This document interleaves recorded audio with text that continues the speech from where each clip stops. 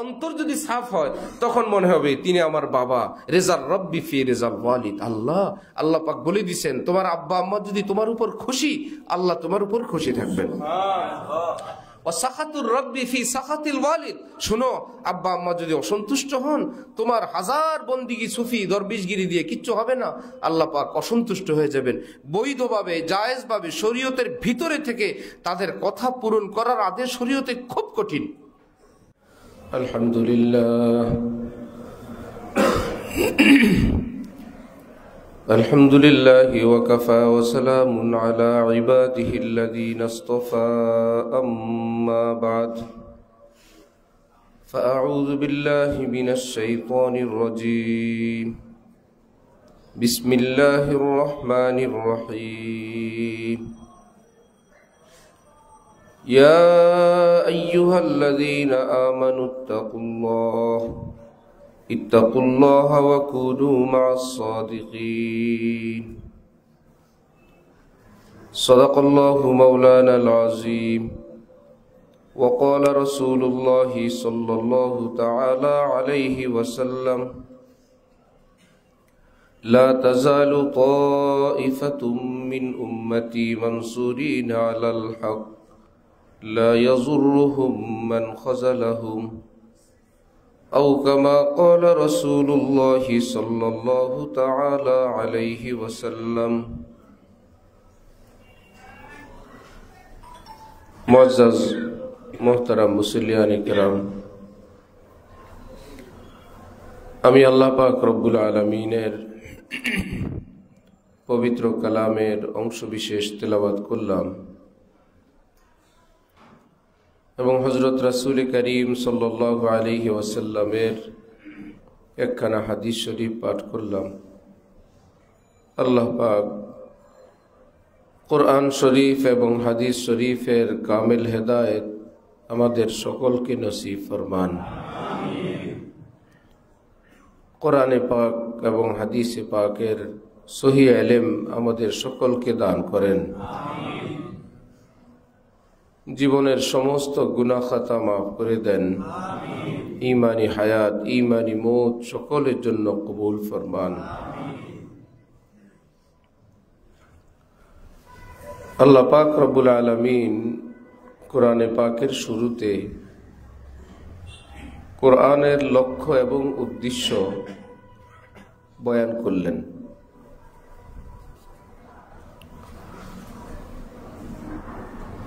কোরআন নাজিল করনে ওয়ালা আল্লাহ, তিনি বললেন আমার কোরআনের লক্ষ্য এবং মাকসাদ কি। আলিফ লাম মিম যালিকাল কিতাবু লা রাইবা ফি হুদাল লিল মুত্তাকিন। যালিকাল কিতাব, এই কোরআন, লা রাইবা ফি, যার মধ্যে কোনো সন্দেহের অবকাশ নাই, ভুল বিচ্যুতি নাই, ত্রুটি নাই, কমতি নাই, সংশোধনী নাই, এমনকি সন্দেহের কোনো অবকাশও নাই। এবার বললেন এই নির্ভুল কিতাব, এই নিখুঁত কিতাব, এই আসমানি কিতাব। আসমানি কিতাব শব্দ আসলো কোত্থেকে? যালিকা শব্দ থেকে। আরবি গ্রামার অনুযায়ী হাদাল কিতাব হওয়ার কথা, এই কিতাব। আল্লাহ বললেন ওই কিতাব। যালিকাল কিতাব শব্দের বাহ্যিক অর্থ ওই কিতাব। কিতাব আমাদের সামনে, তিনি বললেন ওই কিতাব। সেটা কেন? মুফাসসিরিনগণ বলেন আমাদের সামনে এটা কপি, এটার মূল কপি হইল আল্লাহ পাকের আরশে। এই জন্য কোরআনের অরিজিনাল ঠিকানার দিকে ইঙ্গিত করলেন ওই কিতাব। হইতে পারে পৃথিবীতে ছাপানোর ক্ষেত্রে কারো এক দুইটা জের জবর বেশ কম হইল, এক দুইটা হরফ বেশ কম হইলে হইতে পারে, কিন্তু ওই কিতাবে তো কোনো ভুল নেই। ওখানে তো যেভাবে আছে সেভাবেই, লা রাইবা ফি, এর মধ্যে কোনো ভুল নাই, কোনো সন্দেহ নাই, সন্দেহের অবকাশ নেই। কি করবে এই কিতাব? হুদাল লিল মুত্তাকিন, যারা মুত্তাকি হতে চায় তাদেরকে পথ বাতলাবে, রাস্তা দেখাবে। যারা মুত্তাকি হতে চায় আল্লাহ পাক তাদেরকে আগে থেকেই বললেন এরা মুত্তাকি।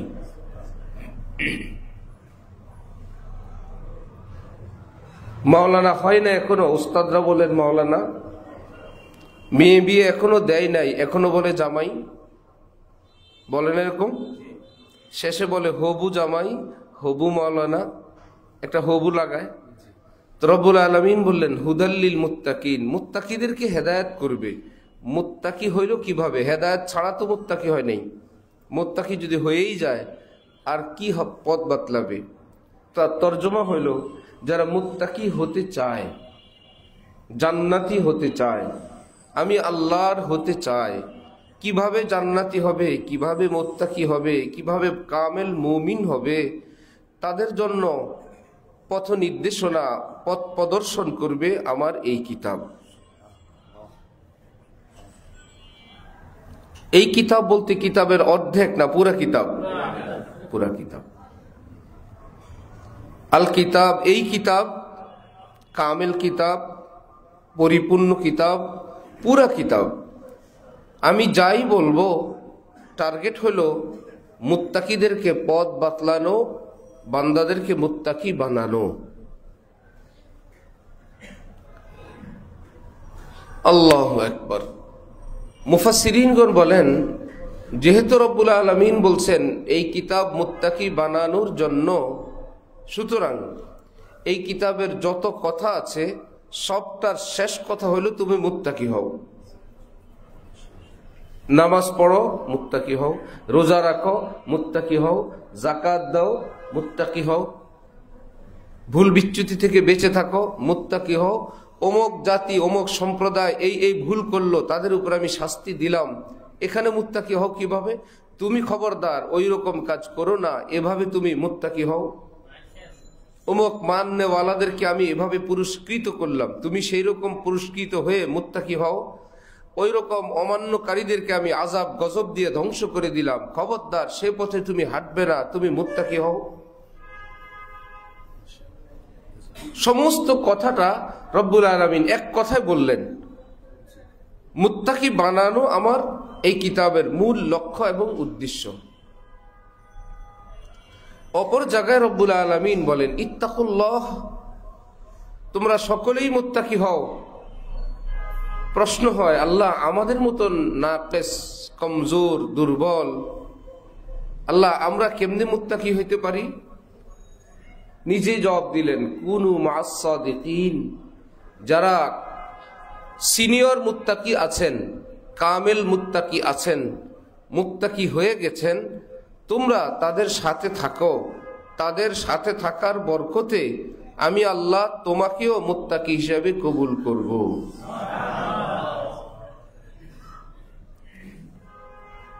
किस तरह फरियाद करते हो बता दो कायदा, ए असीरान कफस मैं नौ गिरफ्तार हो।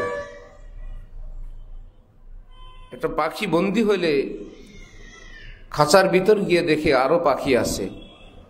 নতুন পাখি এখন পুরাতন পাখিদেরকে বলে যে ভাইয়া এই বন্দিশালা থেকে মুক্তির জন্য আপনারা কি দোয়া পড়েন, আমাকে একটু দোয়া শিখান, আমিও মুক্তি চাই। আপনারা তো পুরান বন্দী, কেউ যদি মামলা মোকদ্দমা করে, নতুন কেউ সেই মামলায় পড়লে আগেওয়ালার কাছে যায়, আপনি কি করছিলেন এই মামলায়, কার কাছে গেলেন, কিভাবে মুক্তি পাইলেন, আইনজীবীকে, কি প্রসেস, কি পদ্ধতি। রব্বুল আলামিন বলেন তোমরাও যারা আমার ভালোবাসায় বন্দী হইতে চাও, পুরানা বন্দীদের কাছে জিজ্ঞাসা করো, সেখানে তো মুক্তি, এখানে বন্দী হওয়ার সবব যে আমিও আল্লাহর প্রেম ভালোবাসার পিঞ্জিরে আটকা পড়তে চাই। আমি কেমনে হব, আমাকে একটু পথ বাতলান। কুনু মা'আস সাদিকিন, সাদিকিন অর্থাৎ সালেহিন, অর্থাৎ মুত্তাকিন, অর্থাৎ এলেমওয়ালা। নাহলে পথ বাতলাবে কিভাবে সে, যার কাছে নিজের কাছে এলেম নাই, নিজের কাছেই পথ জানা নাই, সে আরেকজনকে পথ বাতলাবে কিভাবে? আমাদের দাদা হজরত ওয়ালা করাচি রহমতুল্লাহ আলাই, আল্লাহ পাক হজরতের কবরকে নূর দ্বারা ভরপুর করে দেন। সারা পৃথিবীতে হজরত এই এক সবকের ডঙ্কা এতটা বাজাইলেন, বলতেই থাকলেন যে মুসলমান ভাইয়েরা, সব কিছুর উপরে আমাদের আল্লাহর খুশি দরকার, আল্লাহ পাকের পছন্দনীয় জিন্দিগি হাসিল করা দরকার, তাকওয়া অর্জন করা দরকার। একই কথা, বিভিন্ন নাম, এটা আগে আমাদের। ভাই, নামাজ আগে না উজু আগে? একতলাফ আছে করো যে কোন হুজুর বলছেন যে ভাই এত উজু উজু করো না তো, নামাজ পড়ো। হবে? এটা তো নিশ্চিত, কারণ উজুবিহীন যতই নামাজ পড়বো সেই নামাজ হবে না। উজুর নাম হইল তহারাতে জাহিরি, জিসমানি, শারীরিক পবিত্রতার নাম উজু। অন্তর আত্মার পবিত্রতার নাম কি উজু? সেটা তো উজু না। 1000 বার উজু করলেও ভিতরটা পরিষ্কার হবে না, সেটা আরেকটা পবিত্রতা। ভিতরটা পরিষ্কার করার কেন দরকার? রাসূল সাল্লাল্লাহু আলাইহি ওয়াসাল্লাম ইরশাদ করেন, যার ভেতরটা পরিষ্কার না, যেমন লৌকিকতা, লোক দেখানো উদ্দেশ্য, সে বড় আলেম হইল, তার এলেম আমার কাছে কবুল না। আল্লাহ পাক বলেন তার এলেম আমার কাছে কবুল না। আরেকজন বড় ওয়াইজ হইল, মানুষকে খুব বয়ান করলো, কিন্তু টার্গেট নিজে দেখানো, আমি কত সুন্দর ওয়াজ পারি, এই ওয়াজ আল্লাহ পাকের কাছে কবুল না। অনেক বড় দান করলো, দান তো মসজিদ পেল, গরিব পেল, যাকে দান করা দরকার সেই জায়গা মতন পৌঁছে গেল, হাজিরা খাতায় নাম আসলো, মসজিদ মাদ্রাসার খাতায় সবই আসলো। নবীজি বলেন, ভেতরটা যদি পরিচ্ছন্ন না হয়, সেখানে যদি লোক দেখানোর অপবিত্রতা থাকে, এই দান কবুল হবে না। আল্লাহ পাক প্রত্যেককে ডেকে ডেকে বলবেন, তুমি যেই উদ্দেশ্যে দান করেছিলে সেটা তো দুনিয়াতেই পুরা হয়ে গেল। তুমি তো বলছিলা লোকেরা যেন তোমাকে দাতা বলে, সেটা তো বলছিল, যাও জাহান্নামে যাও। জিহাদ করলো, শহীদ হইল, জীবন দিল, কিন্তু লোকেরা যেন বীর বলে, মুজাহিদ বলে, বড় বাহাদুর বলে। আল্লাহ পাক বলবেন সেটা তো বলা হয়ে গেছে। তাহলে এই আমলগুলো বাহ্যিকভাবে উপরে উপরে কোনো কমতি ছিল না। বয়ানও ঠিক আছে, এই লোকগুলো এ কারণে জাহান্নামে যাচ্ছে না, তার শহীদটা একটু কম হয়েছে, তার বয়ানটা ভালো হয় নাই, ভুল হয়েছে, তার দান সৎকাগুলো হারাম পয়সার, এই কারণে না, একদম হালাল পয়সার দান, সেটা ক্যান্সেল হয়ে গেল। ভিতরের অপবিত্রতার কারণে, ভিতরে ছিল মানুষ যেন আমাকে দাতা বলে, মানুষ যেন আমাকে দাতা বলে, এই কথাটা কি শরীরের না ভিতরের? নবীজি বলেন, ভিতরটা পবিত্র ছিল না, সবই শেষ। নামাজও শেষ, রোজাও শেষ, বন্দিগিও শেষ, মুনাজাতও শেষ, দান সৎকাও শেষ, জীবন দিল সেটাও শেষ।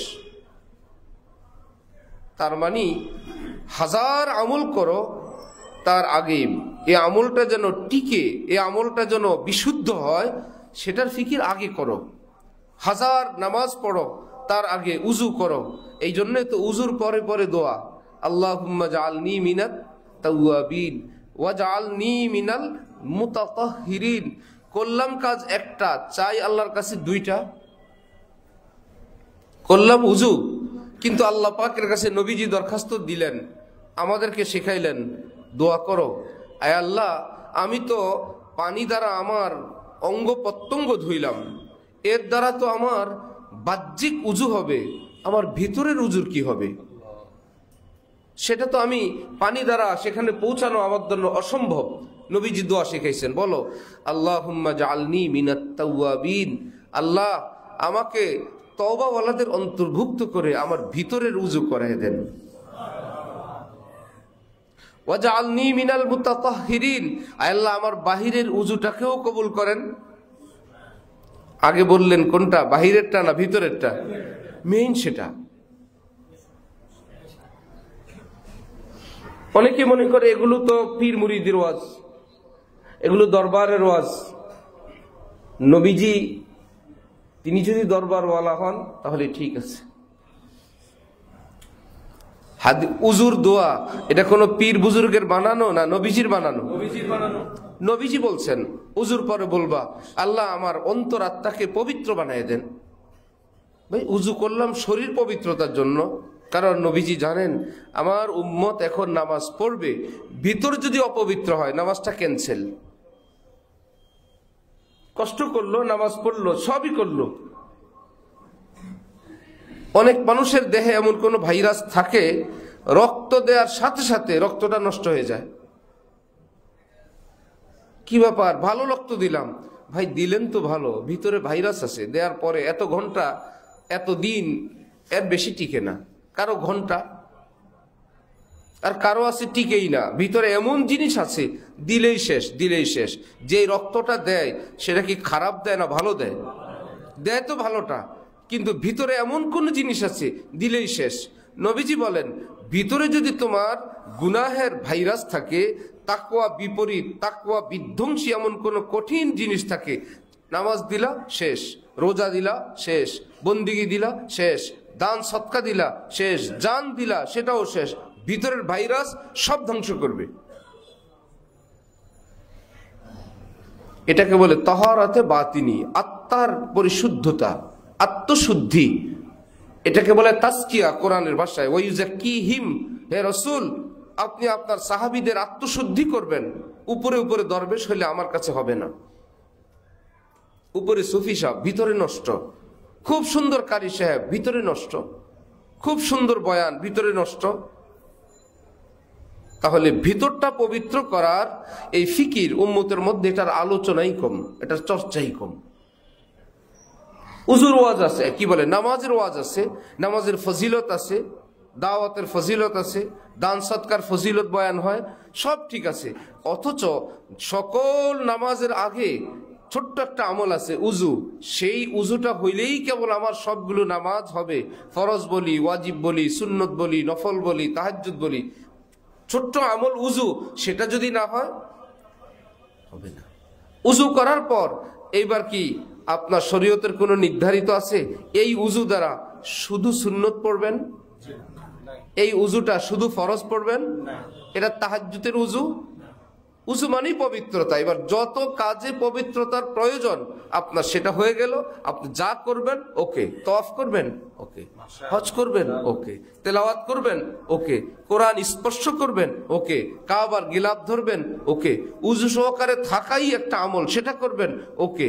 তার মানে উজু কোনো গ্রুপের উজু হয় না যে উজু করার পর ওনাকে আবার এখন যেহেতু উজু করে ফেললেন এখন ওনাকে তাহাজ্জুদি পড়তে হবে না।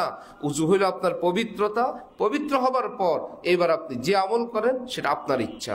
ঠিক তহারাতে বাতিনি, আত্মার পবিত্রতা, এটা এমন না আত্মার পবিত্রতা অর্জন করলে আমি তো মসজিদে পড়ে থাকতে হবে, আমি খানকায় চলে যাওয়া লাগবে, আমি মাদ্রাসায় থাকা লাগবে, না, বিষয়টা এমন না। আমার আপনার ইসলামী জিন্দিগির সমস্ত আমল, উজু তো কিছু নির্ধারিত আমল, আর পুরা জীবনের সমস্ত আমল, দোয়া, দুরূদ, জিকির। একজন বলতেছে লা ইলাহা ইল্লাল্লাহ, উদ্দেশ্য পাশে একটা লোক আছে ওনাকে শোনানো আমি কত বড় বুজুর্গ। অথচ লা ইলাহা ইল্লাল্লাহর ওজন কতটুকুন? 7 আসমান 7 জমিন থেকেও ভারী একবার লা ইলাহা ইল্লাল্লাহ। কিন্তু মনে মনে যদি থাকে পাশের লোকটা জানুক আমি জিকিরওয়ালা মানুষ, তাহলে এই লা ইলাহা ইল্লাল্লাহ কি অত ওজন না এটার জন্য তার পাপ? এই কালিমাই তার জন্য গুনাহ। বাহিরের কারণে না ভিতরের কারণে? ভিতরের কারণে। হাকিমুল উম্মত মাওলানা আশরাফ আলী থানভী বলেন, মেহমান আসছে বাসায়, বাড়িওয়ালা মেহমানকে জমজমের পানি দিবে, বাড়িওয়ালা আওয়াজ দিয়ে বলল স্ত্রীকে, দ্বিতীয় হজরটা দিও। কয়বার হজ করছে উনি? কমপক্ষে, নাহলে দ্বিতীয় আসলো কোত্থেকে? জমজম দোনোটাই ফ্রেশ, যে কোনো একটা দিলেই চলবে, কোনোটা কোনো আইব নেই। আর জমজমের পানি দীর্ঘদিন থাকলেও সমস্যা হয় না। যেটা মেশানো ছাড়া অরিজিনাল, সেটার মধ্যে কোনো শ্যাওলা ময়লা কিছুই হয় না, পড়েই থাকে একই পানি। এমন তো না যে এটা পুরান হয়ে নষ্ট হয়ে গেছে, গন্ধ হয়ে গেছে, না, এটা এইভাবেই থাকে। যত বছর রাখেন রাখেন। উনি যে বললেন যে দ্বিতীয় হজে জমজমটা দিও, উদ্দেশ্য কি মেহমানকে ভালো কিছু খাওয়ানো, না 2 বার হজ শোনানো? হাকিমুল উম্মত মাওলানা আশরাফ আলী থানভী বলেন, এমন একটা ফায়ার করলো, এমন একটা হামলা করলো, 2 হামলায়, নিজের 1 হামলায় 2টা হজ একদম ব্রাশ ফায়ার করে দিল, শেষ করে দিল। আমি 2 বারের হাজি। এই কথাটা বোঝানোর জন্য শুধু বহু হাজি সাহেব যদি দেখে নতুন কেউ হজ করে আসছে, ভাই তার সঙ্গে আলাপচারিতা, কথাবার্তা বলতে যে কোনো কথা আপত্তি নাই, কিন্তু একদম অপ্রয়োজনে আমিও হজ করছি, আপনারা এটা জানেন কিনা, আমি যে হজ করছি আপনি জানেন কিনা, এটা বোঝানোর জন্য, আচ্ছা অমুক পাশের কাবা ঘরের অমুক পাশের বিল্ডিংটা কি এখন আছে? কত কৌশল, কত মুশকিল। কি ব্যাপার? না এটা তো ভেঙে ফেলছে। না, আমরা যখন গেছিলাম, এই তো কথা আসছে এবার, আমরা যখন গেছিলাম তখন তো এই ঘটনা কিছু উঠতো ভাই। সেখানে তো সারা বছর কাজ চলে, প্রতিবার গেলেই দেখা যায় কিছু আছে নতুন, কিছু নতুন হইতেছে, আগেরটা ভাঙতেছে, সংস্কার হচ্ছে। ভাই তা আপনি গেলে বলেন আল্লাহ রহমতে আল্লাহ নিছিল, এটা বলেন আল্লাহ পাক নিছিলেন, আলহামদুলিল্লাহ। নাম জিজ্ঞাসা করলে কি নাম? হাজী মোহাম্মদ সাদ্দাম হোসেন। হাজী মোহাম্মদ সাদ্দাম হোসেন, এটা কে শিখাইলো আপনাকে এই নাম? হাজী মোহাম্মদ ওমক। এতটা মানে মানুষ অসন্তুষ্ট হয় ওনার নামটা পুরাটা না বললে। ওনার নাম নাকি পুরাটা হাজী সহ, এবং বলে নাম পুরাটা বলেন, মানে আপনি আমার নাম অর্ধেক বলছেন, কি পুরা কি হাজী সহ বলার জন্য সেটা বলতে তো পারেন, আমাকে হাজী বলেন, বলে যে নাম পুরাটা বলেন। এই কথাটা কি আল্লাহর জন্য না দেখানোর জন্য? এমন এক রোগ, এটা বোঝা যায় না, এটা ধরা যায় না। এমন এক জায়গায় রোগ, সেটা নিজের হাতে অপারেশনও করা যায় না। যত বড় সার্জন ডাক্তার নিজের ব্রেন অপারেশন নিজে পারবেন? ওপেন হার্ট সার্জারি পারবেন? অর্থাৎ উনি সার্জন পারবেন না। এই জন্য আল্লাহ পাক নবীজিকে বললেন ওয়ায়ুযাক্কিহিম, আপনি এদের অপারেশন করবেন। এটা বলেন নাই আপনি তাদেরকে বলে দেন তারা যেন নিজের অপারেশন নিজে করে নেয়। আমরা শুনতে শুনতে ক্লান্ত। মুসলমানরা বলে ভাই এই কাজ করো, করতে করতেই তাজকিয়া হয়ে যাবে, করতে থাকো, করতে করতেই হয়ে যাবে। নামাজ পড়তে পড়তে রোজা হয়ে যায়? নামাজ পড়তে পড়তে উজু হয়ে যায়? ভাই উজু আলাদা করতে হয়, একটা করতে করতে আরেকটা হয়ে যায়। এই কথা কে শিখাইলো? নবীজিকে আল্লাহ পাক বলতেছেন আপনি এটা করবেন সেটা করবেন, একটা করতে করতে আরেকটা হয়ে গেলে সেটা তো আর করার প্রয়োজন নেই, সেটা তো হয়েই যাবে। আমরা বানায় চুরে নিলাম। হ্যাঁ, এখানে আপনি যদি 3 কিলোমিটার এরকম গাট্টি বস্কা ব্যাগ হাতে হাঁটেন, এটা আপনার নফসের উপরে খুব প্রেসার পড়বে, আত্মার উপরে প্রেসার, নিশ্চয় আত্মার উপর প্রেসার পড়বে। এতে করে কি আত্মা সহজ হয়ে যাবে? অত সহজ না।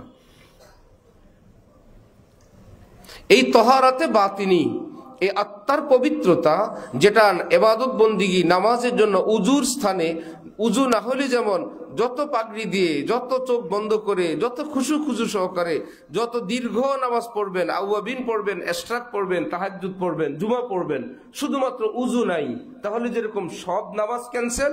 ভেতরটা যদি পবিত্র না হয়, কোরআন শরীফে রব্বুল আলামিন বলেন ইন্নামা ইয়াতাকাব্বালুল্লাহু মিনাল মুত্তাকিন, যাদের ভেতরটা পরিষ্কার আমি আল্লাহ শুধু তাদের আমল কবুল করি, আমি দাগি আমল কবুল করি না। কারণ আল্লাহ পাকের কাছে আমল পেশ হয় আমাদের হাতে পায় না, অন্তরের পাত্রে, আত্মার পাত্রে দিয়ে আল্লাহ পাকের কাছে আমলটা পেশ হয়। যে এই আত্মাওয়ালার আমল, যেই বর্তনে আমলটা আল্লাহ পাকের কাছে পেশ হয় সেটা হলো আত্মা। আল্লাহ পাক বললেন দূষিত, দাগি, ময়লাযুক্ত আত্মার পাশে যদি কোনো ভালো আমল থাকে আমার সেটা পছন্দ না। নবীজি বললেন কি করা যায়, আল্লাহ পাক কি পছন্দ করেন? নবীজি বললেন শুনো, আখলিস দীনাক ইয়াকফিকাল আমালুল কলিল, ভিতরটাকে তুমি একদম ফ্রেশ রাখো, পবিত্র রাখো, এতে করে তোমার যদি আমল অল্পও হয় আল্লাহ পাক সেটা কবুল করে নেবেন।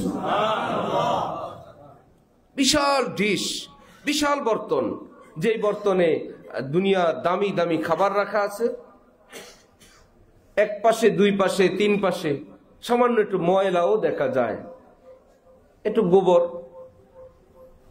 আরো নোংরা কোনো বাজে বস্তু। রুচিশীল কোনো মেহমানকে সেটা পেশ করা হইলে মেহমান সেটা লক্ষ্য করলেন, আপনি বললেন সেই পাশ বাদ দিয়ে আপনি ভালো পাশ থেকে খান। ভালো কোনো মেহমানের প্লেটের মধ্যে যদি দুর্গন্ধময় কোনো বাজে কোনো ময়লা লাগানো থাকে, সেই প্লেটের কোনো পাশে যদি ভালো কিছু থাকে, কোনো রুচিশীল মানুষ ওই বর্তনের কিছু খাবেন না ভাই, এই বর্তন। বরং কেউ বলবে আমি আর খাবারই খাবো না, ফিনিশ। যতই বর্তন ধুয়ে দেয় তার মনে এমন ঘেন্না ঢুকে, সে বলে আমি আর খাবার খাবো না। না ভাই, আপনি নো টেনশন থাকেন, আমাকে নিয়ে ব্যস্ত হবেন না। তিনি আর খাবারই গ্রহণ করবেন না। টেনশন যে আবার কোন বর্তনে কোন পাশ, আবার কত পার্সেন্ট ধুয়ে আনলা, আবার সেটাই আনলা কিনা, আমি দেখি না ময়লা রয়ে গেল কিনা। আজকাল ছোট ছোট বাচ্চাদের রুচি অনেক স্পেশাল, তার গ্লাস কেউ হাত দিতে পারবে না, তার প্লেটে কেউ খেতে পারবে না, ভাইয়া হোক মা হোক বাবা হোক, যদি দেখলো কেউ একটু পানি পান করছে ফিনিশ, এইটাতে আর সে মুখ দিবে না। অন্যজন ঠোঁট লাগাইছে সে ঠোঁট লাগাবে না, কারণ তার রুচিটা এখনো নষ্ট হয় নাই। তো আল্লাহ পাক তাকে যে ফ্রেশ সুন্দর স্বচ্ছতা দিয়ে দুনিয়াতে পাঠাইছেন সেটা তার ভিতরে এখনো রয়ে গেছে। এটা দোষণীয় কিছু না। এটা নিয়ে কান্নাকাটি ঘরের মধ্যে হয়। এক বাসায় আমরা গেলাম 2-4 দিন আগে, এখন পায়েসের জন্য ছোট ছোট বাটি দেওয়া হয়েছে। 3 বছরের এক বাবু, সে জিজ্ঞেস করে এগুলো কি, এই বাটিগুলো কি কাচের না প্লাস্টিকের? তার নানাকে জিজ্ঞাসা করে এই বাটিটা কাচের না প্লাস্টিকের, মানে দেখতে ডিজাইনটা এমন বোঝা যায় না। এত কি ব্যাপার? তো নানা বলল যে প্লাস্টিকের হইলে সে খাবে না,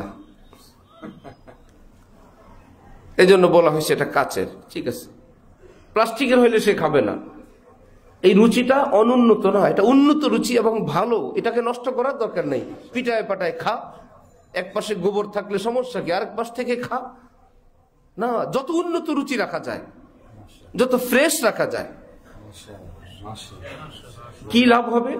উন্নত রুচি, পবিত্র রুচি, এই মানুষগুলো গুনাহের পথ থেকে দূরে থাকে। কারণ গুনাহ কি পবিত্র জিনিস না অপবিত্র?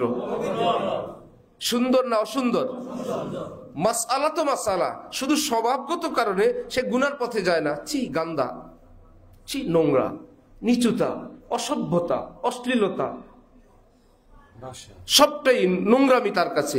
এই শুধু এই নোংরামির কারণে সে গুনাহের অসংখ্য পথ থেকে দূরে থাকে। এ শুধু নোংরামি থেকে বেঁচে থাকবে, এইটুকুন করতে গিয়ে সে 1 নম্বরে পবিত্র থাকে, কারণ অপবিত্রতা ময়লা। পরিচ্ছন্ন থাকে, অপরিচ্ছন্নতা ময়লা।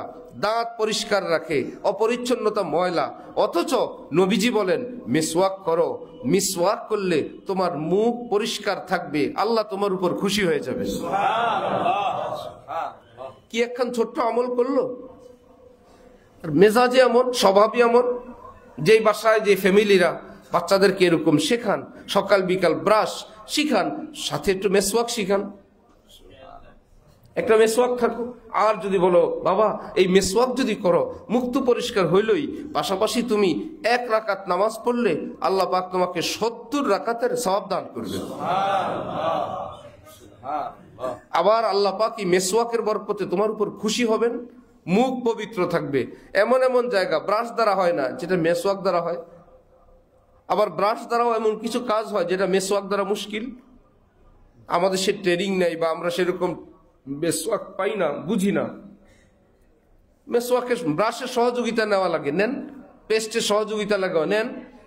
হ্যাঁ, কেউ যদি চান মেসওয়াকের মধ্যে পেস্ট লাগাইতে পারেন, কোনো আপত্তি নেই, মেসওয়াকের ফজিলত পুরোটা পাবেন। দুইটার মিক্স।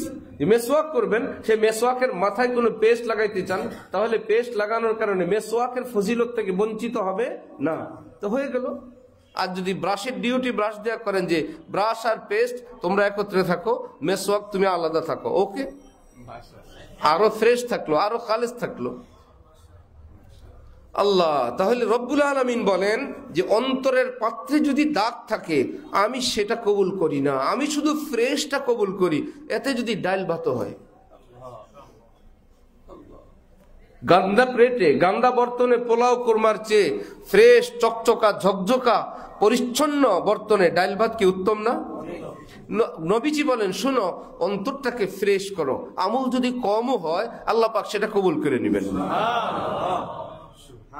আমাদের থিওরি হইল আমল বেশি হবে, এতে যদি দাগিও হয়, দাগি আমল অনেক বেশি। কোন রুচিশীল ব্যয়ের বাড়িতে বাদামতলির দাগি আপেল নিয়ে যাবেন 10 কেজি, ব্যয় সাহেবকে বলবেন ব্যয় সাহেব হিসাব করে দেখলাম 1 কেজির দামে 10 কেজি পাওয়া যায়, আর আরেকটা হিসাব করে দেখলাম যেই দাগ আছে দাগটা যদি বেআইন সাহেব কষ্ট করে কেটে ফেলে 5 কেজির থেকে 7 কেজি টিকবে। শুধু দাগটুকুন কেটে কেটে যদি বেআইন একটু কষ্ট করে 7 কেজির মতো আপেল টিকবে। এই জন্য ভাবলাম 1 কেজি বা 2 কেজি না এনে 10 কেজি নিয়ে আসছি। বেআই সাহেব কি বলবেন, কোন ফকিরা গোষ্ঠীর সঙ্গে আত্মীয়তা করলাম, জীবনে বহুত কিছু দেখা লাগবে, আমার আরো বহুত কিছু কপালে আছে, বলবে কিনা? কেন ভাই, এটা তো আপেলই, এটা এমন না যে হারাম হয়ে গেছে। আবার ওই রকমের স্ট্যাটাসের ঘরে নিলে বলবে বুদ্ধিমানের কাজ করছেন, এতে কি হয়েছে, আমরা নিজেরা খেয়ে নিব, একটু দাগ। তাহলে সেটা আমার আপনার উঁচু নিচুর কারণে, আমাদের মধ্যেই যারা একটু উঁচু তারা বলবে না, আরে বাবা আপনি 4টা আপেল নিয়ে আসতেন ফ্রেশ, সেটাই তো ভালো হইতো, আপনি দাগি নিয়ে আসলেন, আপনি নিজের নিচুতাও প্রকাশ করলেন, আমাকেও ছোট করলেন।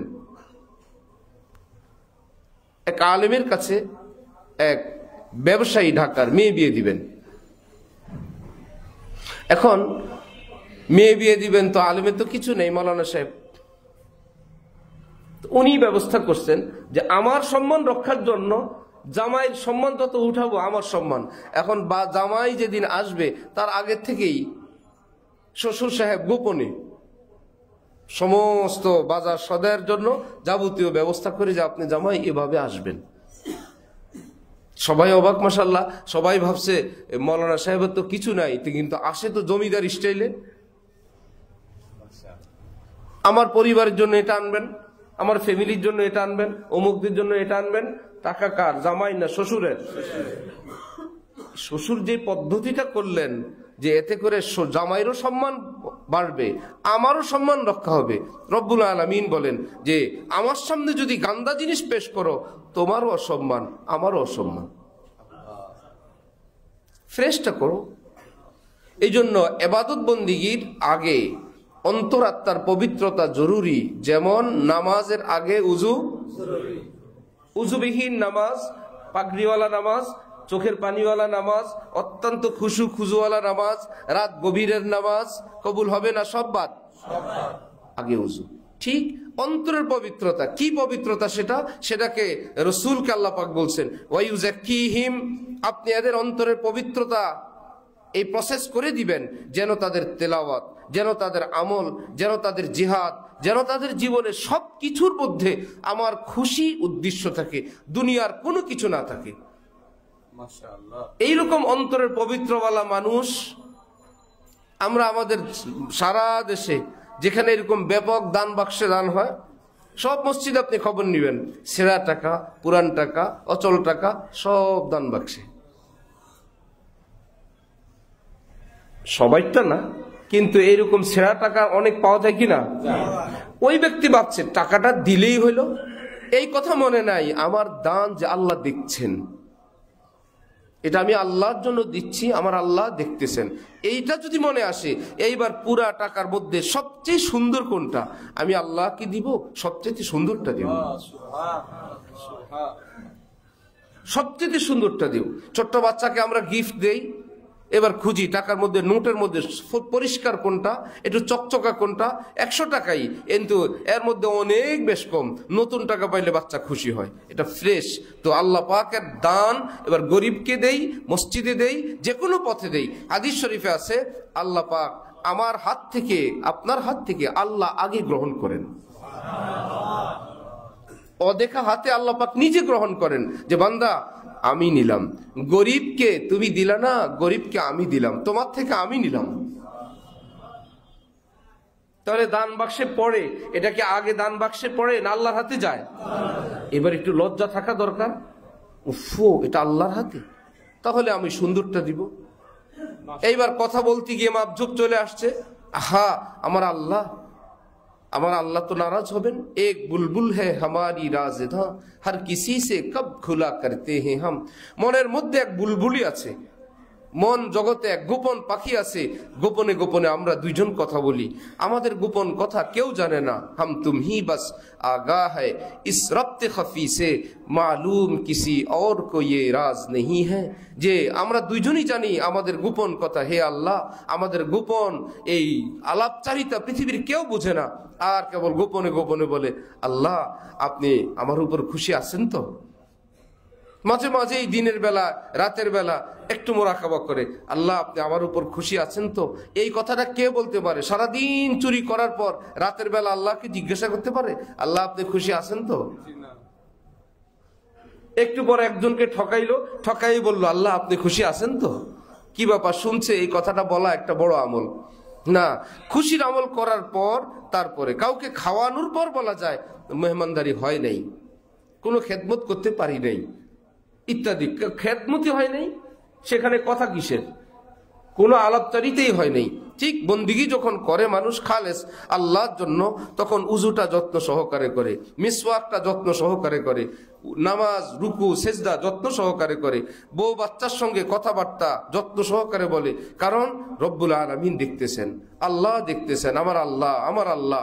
অন্তর যখন এতটা পবিত্র হয় তখন আল্লাহর কসম এই পৃথিবীর রংটা আল্লাহ পাক তার জন্য ভিন্ন রঙের বানায় দেন। এতদিন কুকুর দেখলে মন চায় একটা লাঠি দিয়ে বাড়ি দেই, একটু গরম পানি মারি, একটা ঢিল মারি, মনে হয় যেন এটা ঢিল মারারই একটা প্রাণী। কুকুরকে কি করব, কুকুর তো কুকুরই। এখন মনে হয় না, কুকুর তো আমার আল্লাহ বানাইছেন, ভাই সে তার ডিউটিতে আছে, আমার কি? আমার কোনো ক্ষতি করলে আমি তার বিরুদ্ধে অ্যাকশনে যাওয়া আল্লাহ আমাকে পারমিশন দিছেন। কিন্তু অনর্থক কুকুরকে হামলা করা তো জায়েজ নাই, হারাম। অনর্থক এটা পিঁপড়া মারা জায়েজ নাই, হারাম। ভাই পিঁপড়া পিঁপড়ার জায়গায়, আপনি সেখানে গিয়ে পিঁপড়া গাছতলায় গিয়ে পিঁপড়া মেরে আসলেন, সেই পিঁপড়া আপনার জন্য কি ক্ষতি করছিল? কোনো ক্ষতি করে নাই। শাহ আবরারুল হক সাহেব রহমতুল্লাহ আলাই উজু করতে বসলেন, উঠলেন, আবার 3 বার জায়গা পরিবর্তন করে উজু করলেন, কেউ টের পায় নাই। সাথীরা বললেন যে কি ব্যাপার হযরত? বললেন ভাই যেখানেই বসি দেখি দলবদ্ধভাবে পিঁপড়ারা চলছে, আমি উজু করলে ভেসে যাবে, তাদের দলটা ভাঙবে, আমার উজুটা তো করা ওখানেই ফরজ না, আমি একটু জায়গা চেঞ্জ করলাম। 3 বার চেঞ্জ করার পর ফ্রেশ জায়গা পেলাম, তো সেখানে উজু করলাম। বেচারারা চলছে, চলুক। আরেক আল্লাহওয়ালা বাজার থেকে চিনি জাতীয় কোনো খাদ্যদ্রব্য খরিদ করে বাড়িতে গেলেন, গিয়ে দেখেন এর মধ্যে কয়েকটা পিঁপড়া। ওফো কেমন মানুষ! আরে পিঁপড়ারা তো দলে দলে থাকতে পছন্দ করে, এখন তো এই পিঁপড়ার পরিবারের সব সদস্য, গ্রুপের সদস্য তো দোকানে রয়েছে, এই চিনির সঙ্গে আমার বাড়িতে কয়েকটা চলে আসছে। তো বিবিকে বলছেন এই চিনি কটা রাখো, পিঁপড়া কটা প্যাকেটের মধ্যে দিয়ে দাও। দিয়ে ওই দোকানে গেছেন। কি ভাই? বললেন যে চিনির সাথে কয়েকটা পিঁপড়া চলে গেছে, এই পিঁপড়াদের বাকি সদস্যরা তো এখানে, এরা তো দলে দলে থাকতে পছন্দ করে, এখানে ছেড়ে দেওয়ার জন্য আসছি।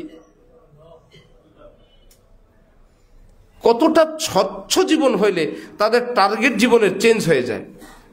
তখন ছেলের সঙ্গেও জীবন সুন্দর, স্ত্রীর সঙ্গে সুন্দর, মেয়ের সঙ্গে সুন্দর, মা বাবাও সুন্দর। এতদিন মা বাবার তিক্ততা ভালো লাগে না, যখন দিল সাফ হয়ে যায় তখন মা বাবা আল্লাহ, আমার মা বাবা। আল্লাহ যদি আমাদেরকে হায়াতে রাখেন, স্ত্রী আমি, আমাদের সন্তানেরা, বাহ্যিকভাবে সাধারণ হিসেবে আমরা তো আরো অনেক দিন বাঁচবো, হায়াতের মালিক আল্লাহ, কিন্তু মা বাবা তো আগে চলে যাবেন। একদিন অনেক কিছু হবে, মা হবে না। আজকে মায়ের একটু আবদার, একটু মায়ের কথা সবটা আমাদের একদম পছন্দ লাগবে না, সবটা যুক্তিযুক্ত লাগবে না, মনে হয় জীবন অযৌক্তিক দাবি, অযৌক্তিক কথা, কেমন কেমন কথা। মা আমার রুটির দিকে খেয়াল রাখে না, মা আমার কতটা মনে হবে। কিন্তু যেদিন এই মা কবরে যাবেন, সেই দিন কবর পাড়ি গিয়ে মনে হবে মা যদি আজকে একটা অযৌক্তিক দাবিও করতেন, একটা কিছু যদি চাইতেন, সেটার দাম যদি আজকে যদি গায়ের চামড়া বিক্রি করেও দেওয়া লাগে, মনে হয় আজকে আমি মায়ের আবদারটা পূরণ করতাম। সবই আছে, শুধু মা নাই, শুধু বাবা নাই, বাবার চাওয়াটা নাই। শীতের একটা পোশাক হাজার মানুষ কি দিব, কিন্তু বাবাকে তো পরাইতে পারলাম না, মায়ের গায়ে দিতে পারলাম না। হাজার জনকে দেই, কিন্তু মনের জ্বালা তো যায় না। মন দিল যখন সাফ হবে, তখন মায়ের তিক্ত কথাও ভালো লাগবে। আমার মা আছেন বলেই তো আমাকে বলেন, এই কথা আমার আর কে বলবেন? বাবা আছেন বলেই তো বলেন। যাদের বাবা নাই তাদের কাছে জিজ্ঞাসা করেন, সে বেনামাজি হোক, বেরোজগার হোক, ওই বাবার সঙ্গে সারা জীবন বেয়াদবি করুক, এমন ছেলে, তাকে জিজ্ঞাসা করেন আপনার বাবা আজকে নাই কেমন লাগে? সে বলবে যে বুঝি নাই, তখন বুঝি নেই। অন্তর যদি সাফ হয়, তখন মনে হবে তিনি আমার বাবা। রেজার রব্বি ফি রেজাল ওয়ালিদ। আল্লাহ পাক বলে দিয়েছেন, তোমার আব্বা আম্মা যদি তোমার উপর খুশি, আল্লাহ তোমার উপর খুশি থাকবেন। সাখাতুর রব্বি ফি সাখাতিল ওয়ালিদ। শোনো, আব্বা আম্মা যদি অসন্তুষ্ট হন, তোমার হাজার বন্দিগি সুফি দরবেশগিরি দিয়ে কিচ্ছু হবে না, আল্লাহ পাক অসন্তুষ্ট হয়ে যাবেন। বৈধভাবে, জায়েজভাবে, শরীয়তের ভিতরে থেকে তাদের কথা পূরণ করার আদেশ শরীয়তে খুব কঠিন। আর যদি অন্তর পরিষ্কার না হয়, তখন মনে হবে হ্যাঁ কিছুই ভালো লাগবে না, না মায়ের কথা পছন্দ লাগে, না বাবার শাসন ভালো লাগে, কেবল নিজের নষ্টামি জীবন ভালো লাগে। অন্য বাবা ভালো লাগে, অন্য মাও ভালো লাগে, স্ত্রীও ভালো লাগে, সন্তানও ভালো লাগে। লাগে না কে? শুধু আব্বা আম্মা ভালো লাগে না। কে ভালো লাগে না? নিজের ভাই ভালো লাগে না, নিজের বোনটা ভালো লাগে না। এটাই আলামত যে আমি হক রাস্তা থেকে সরে গেছি, এই জন্য আমার রুচি বিকৃত হয়ে গেছে। নতুন ভাই বোন বেশি ভালো লাগে, পুরানগুলো ভালো লাগে না। যে আমার সোসাইটি ভালো লাগে, দাওয়াত দিলে দেশের এক প্রান্ত থেকে আরেক প্রান্তে দাওয়াতে চলে যায়। বন্ধু দাওয়াত দিছে, বোন হাজার বলে ভাইয়া একটু আসেন, বোনের বাড়িতে যাওয়ার তৌফিক হয় না, টাইমে নেই। অথচ হাদিস শরীফে আছে, নবীজি বলেন কেউ যদি চায় তার দীর্ঘ হায়াত হোক, সে দীর্ঘদিন বেঁচে থাকবে। কেউ যদি চায় সে ধনী হবে, তার জন্য আমল একটা, ফায়দা হলো দুইটা, হায়াতে বরকত, মালে বরকত। নবীজি বলেন সে যেন তার ভাই বোন আত্মীয় স্বজনের পিছনে খরচ করতেই থাকে, আল্লাহ পাক তার হায়াতেও বরকত দিবেন, ধন দৌলতেও বরকত দিবেন। আর যদি কেউ মা বাবাকে খুশি করে কবরে পৌঁছে দিয়ে আসতে পারে, আজীবন মা বাবার জন্য করলো, কবরে পৌঁছে দিল। রাসূল সাল্লাল্লাহু আলাইহি ওয়াসাল্লাম ইরশাদ করেন, আল্লাহ পাক তাকে এমন বরকত দিবেন, সে খেয়ে খাওয়ায়ে দান করে সে তার ধন ফুরাইতে পারবে না। আর যখন ভিতরটা বরবাদ হয়, নষ্ট হয়, ব্যালেন্স হারা হয়, তখন জীবনের কোনো দিক থাকে না, কোনো সাইড থাকে না। এই জন্য আমার ভাইয়েরা, যে আমরা যেমন নামাজের আগে উজু বুঝি, ঠিক ইসলামের প্রত্যেকটা আমল, যতগুলো আমল আছে, উজুর জন্য, উজু তো কয়েকটা আমলের জন্য। আর আপনি জিকির বলেন, তেলাওয়াত বলেন, জিহাদ বলেন, দাওয়াত বলেন, তবলিগ বলেন, তেলাওয়াত বলেন, হজ বলেন, উমরা বলেন, যত কিছু বলবেন, সেটার জন্য জরুরি কি? অন্তরের পবিত্রতা, যেটাকে রাসূলুল্লাহ সাল্লাল্লাহু আলাইহি ওয়াসাল্লাম উজুর পরে আমাদেরকে শিখাইলেন এই ভাষায়, আল্লাহুম্মা জাআলনি মিনাত তাওয়াবিন ওয়া জাআলনি মিনাল মুতাতাহহিরিন। আল্লাহ, আমি অঙ্গের কিছু অঙ্গ ধুইলাম, সেটা তো পরে, আল্লাহ আমার ভিতরটা যদি অপবিত্র হয়, আমার তো কিছুই কবুল হবে না। এই জন্য নবীজি বললেন আগে ভিতরের পবিত্রতার দরখাস্ত আল্লাহ পাকের কাছে করো। আল্লাহুম্মা জাআলনি মিনাত তাওয়াবিন, আল্লাহ আমার ভিতরটা পবিত্র করে দেন, না হলে তো সামনের এই নামাজও শেষ। উজু তো আমি করতে পারবো, ভিতরটা তো পারবো না। আব্দুর রহিম ফারুকি রহমতুল্লাহি আলাইহির প্রসিদ্ধ ঘটনা, রাস্তা দিয়ে যাচ্ছেন, অপর দিক থেকে কুকুর আসতেছে। একটা পর্যায়ে উভয়কে সাইড দেয় না, ছোট্ট আইল, উনিও দাঁড়ানো, কুকুরও দাঁড়ায় আছে, কি মুশকিল। এবার কুকুর ওনার চোখের দিক তাকায় বলেন, নিজেকে আপনি আল্লাহওয়ালাও বানাইতে চান, আবার নিজেকে আমার থেকে উৎকৃষ্ট মনে করেন? যারা আল্লাহওয়ালা হতে চায় তারা তো এই চরিত্রের হয় না। তার মানে এমনটা কি হইতে পারে না আপনি একটু সাইড দিয়ে দিবেন, আমি চলে যাব, আপনি যেভাবে ঠায় দাঁড়ায় আছেন, অর্থ হইল আপনি সিনিয়র, আপনি বুজুর্গ, আর আমি কুকুর, আমি খারাপ জিনিস, আমি আপনাকে সাইড দিতেই হবে, আমি বাধ্য। যারা আল্লাহওয়ালা হয় তারা তো এমনটা হয় না, তারা তো নিজেকে কুকুর থেকেও নিকৃষ্ট মনে করে। আপনি তো নিজেকে উৎকৃষ্ট ভাবছেন, এই জন্যই তো আমাকে সাইড দিতে আপনি বাধ্য করতেছেন। উনি বললেন, আরে কুকুর, আমি উৎকৃষ্টের কারণে তোমার কাছে আমি সাইড চাই নাই, আমি নামাজে যাব, পাশের পানিটা নাপাক, আমি সেখানে নামলে আমার নাপাক পানি লাগবে, সেই জন্য আমি ভাবছি তোমার তো নামাজ নেই, তুমি একটু নেমে গেলে সমস্যা ছিল না, আমি একটু পবিত্র অবস্থায় আমি পার হয়ে যেতাম। কুকুরের কথা তো আর থাকার কথা না, আবার বলে কি, দেখেন সেটা আপনার ব্যাপার। এমনটা হলে তো যদি আপনি একটু নেমেই যান তো একটু পানি দিয়ে ধুইলে তো পরিষ্কার হয়ে যেত, এক বদনা পানি, আধা বালতি পানি দিলে আপনার পায়ের ময়লা পবিত্র হয়ে যেত। আর যদি এটা অহংকারের কারণে হয় তাহলে জেনে রাখবেন, এক সাগর পানি ঢাললেও পবিত্র হবে না। সেটা আপনার ব্যাপার, আপনি ভালো জানেন। আল আবরার আল্লাযীনা লা ইউযুনা যার ওয়া লা ইয়ারজাউনা শার। এই জন্য ভিতরের পবিত্রতা আল্লাহ পাকের কাছে চাওয়া, এবং কে পবিত্র করতে পারেন? কারিগর পৃথিবীতে আছে যে কে আমাকে এই রোগগুলো থেকে, যে আমি আরেকজনের ভালো সইতে পারি না, আমার মধ্যে ভীষণ অহংকার, আমার মধ্যে লৌকিকতা, আমার মধ্যে ভীষণ বখিলি, আমার মধ্যে পরশ্রী কাতরতা, অন্যর কোনো রূপ সৌন্দর্য দেখলে আমি মাইল হয়ে যাই, ইত্যাদি ইত্যাদি কত রোগ এই পৃথিবীর কোনো ল্যাবরেটরিতে ধরতে পারবে না। অহংকার রোগ কি না? রিয়াকারী লৌকিকতা সেটা কি রোগ, বকিলি কৃপণতা সেটা রোগ, এইরকম কথা, হিংসা এটা একটা রোগ।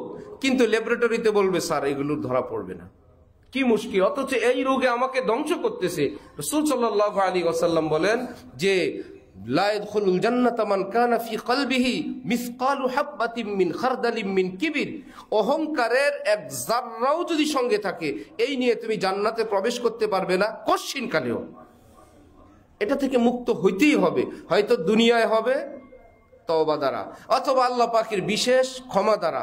আর যদি আল্লাহ পাক বিশেষ ক্ষমা করেও তোমাকে পবিত্র করলেন না, তুমিও তওবা করে পবিত্র হইলেন না, তাহলে একদিকে ঈমান আর একদিকে গুনাহের দাগ, এটা নিয়ে জান্নাতে যাবে কেমনে? এই জন্য ব্যবস্থা রাখছেন জাহান্নামের। জাহান্নামে যাও, গেলে এই দাগটা ফ্রেশ হবে, তারপরে তোমাকে যখন সমস্ত গুনাহ জ্বলতে জ্বলতে জ্বলতে জ্বলতে আল্লাহ পাক নির্ধারিত মেয়াদ অনুযায়ী গুনাহগুলো শেষ হবে, তারপরে থাকবে তোমার ঈমান, সেটা নিয়ে তুমি জান্নাতে যাও। কত মুশকিল। আল্লাহ পাক আমাদেরকে, যারা আল্লাহওয়ালা বুজুর্গানি দিন হক্কানি এবং বাস্তবেই যারা মানুষের আত্মশুদ্ধি করতে জানেন, বাস্তবেই নিজে কোন শায়েখ আল্লাহওয়ালার হাতে আত্মশুদ্ধি শিখছেন, এইরকম কোন আল্লাহওয়ালার হাতে, যা তার হাতে না, প্রত্যেক হুজুর প্রত্যেক ইমাম সাহেবের কাছে না, কি আর বলা, যা তার কাছে গিয়ে নিজেকে এরকম না করে হক্কানি কামেল আল্লাহওয়ালা যারা মানুষের আত্মশুদ্ধি করেন, মানুষের সার্জারি করেন আত্মার, এইরকম কোন আল্লাহওয়ালার হাতে নিজেদেরকে পবিত্র করার তৌফিক দান করেন। তখন দেখবেন জীবনের রঙই ভিন্ন। খরচ করলেও ভালো লাগবে, খরচ না করলেও ভালো লাগবে, জিকির করলেও ভালো লাগবে, চুপ থাকলেও ভালো লাগবে, মা বাবার তিক্তকতাও ভালো লাগবে, কত কিছুই চেঞ্জ হয়ে যাবে। আল্লাহ আমাদের সকলকে তৌফিক দেন, কবুল করেন। ওয়া আখিরু দাওয়ানা আলহামদুলিল্লাহি